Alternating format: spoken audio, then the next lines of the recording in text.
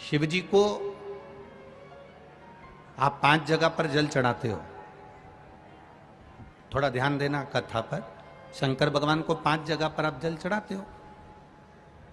मान लो अगर कोई विषम परिस्थिति है और आपको लग रहा है कि मेरा यह काम बाबा को कर देना चाहिए, ना जाने क्यों अटक रहा है,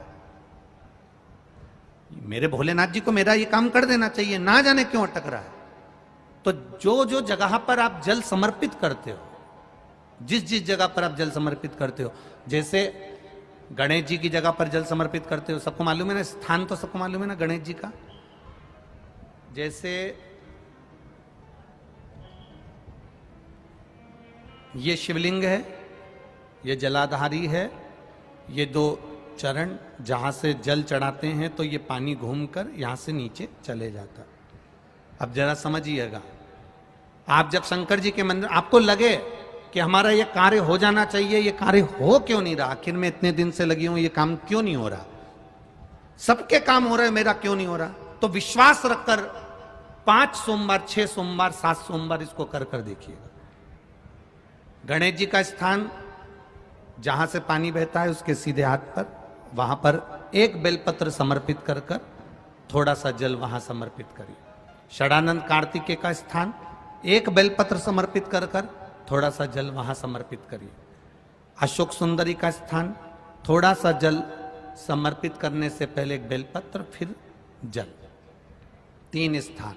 चौथा, मां पार्वती जी का हस्त कमल, एक बेलपत्र समर्पित कर कर जल चारों तरफ चढ़ाने के बाद में 5वां, शिवलिंग के ऊपर बेलपत्र समर्पित कर कर पूर्ण जल शंकर को समर्पित कर देना। ये 5 स्थान का चढ़ा हुआ जल आपके जो काम अटक रहे हैं, जो कार्य में आपको तकलीफ आ रही है, आप बाबा को बस एक बेलपत्र और एक लोटे जल में से 5 स्थान पर जल समर्पित करने पर आप तुरंत 2 महीना भी नहीं लगेगा, मेरा विश्वास कहता है 15 या 20 दिन में बाबा उसको स्वीकार करेगा। 15 से 20 दिन। पहला जल कहां चढ़ाना है, जम के बोलो जरा, गणेश जी वाला स्थान। दूसरा, कार्तिकेय वाला स्थान।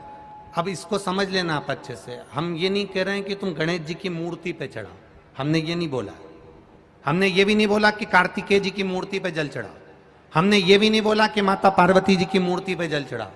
आप तो जो शिवलिंग रखा हुआ है और जो जलाधारी गोल है उस पे जो शिवलिंग रखा है, जहां से पानी बह रहा है, उसके राइट हैंड में गणेश, लेफ्ट हैंड में कार्तिकेय, बीच में अशोक सुंदरी, पार्वती जी का स्थान हस्तकमल और ये शिवलिंग।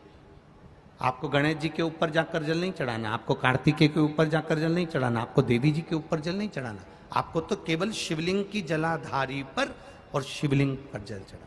पहला स्थान, बोलते जाओ जम के, केवल जल नहीं, बेलपत्र फिर जल। दूसरा, कार्तिकेय। तीसरा, अशोक सुंदरी। चौथा,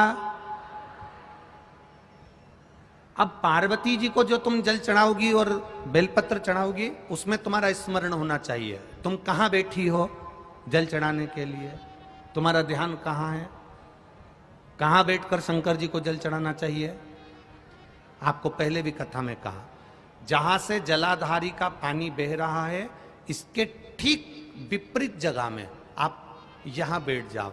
उत्तर दिशा में पानी जाता है तो आप दक्षिण दिशा में बैठकर उत्तर की ओर मुख कर कर बाबा के, मां पार्वती जी के हस्त कमल पर बेलपत्र रखोगी, जल चढ़ाओगी और वहीं से बाबा को तुरंत आनंद के साथ में बेलपत्र चढ़ाकर जल चढ़ाओगी।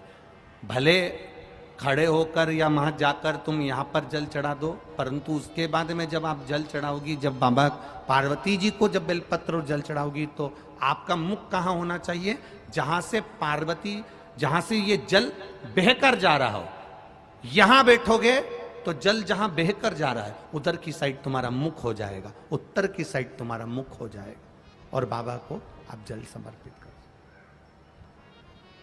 तो पहला जल बेलपत्र गणेश जी, दूसरा कार्तिकेय जी, तीसरा अशोक सुंदरी, चौथा माता पार्वती जी का हस्त कमल और 5वें नंबर का जल भगवान शिव के ऊपर, अर्थात भगवान देवाधिदेव महादेव से प्रार्थना करते हुए कि तेरा ही दिया